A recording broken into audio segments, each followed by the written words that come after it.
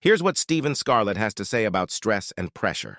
There's a story that really is the problem. It's I'm not good enough, I'm going to be kicked out of the tribe, I'm different. That's the base layer. The interpretation is a story we tell ourselves about our pressure, which determines how we experience the pressure. If you look at that famous TED talk on stress and pressure, what they found out is that stress and pressure don't actually kill people unless you believe it will. You have a negative interpretation of your pressure and your stress. Then it shows up in your physiological response. You get more diseases. Pressure in itself isn't the problem. It's the story we tell ourselves about our pressure that causes us to be unhealthy. And we all have different stories about our pressure. And if your story is that X, Y, and Z, it's going to get me kicked out of the tribe, it's going to expose myself for not being good enough. If your story about difficult situations is I'm an imposter versus this is a growth moment, not only are you going to show up worse, you're going to perform worse, and the physiological impact and psychological impact is going to be detrimental. And that's what this whole argument about imposter syndrome is so confusing to me, because if I asked anybody, would you like a life where you never did anything that challenged you or pushed you? So why are you complaining about your life being full of that? I think anyone who has a healthy relationship with pressure goes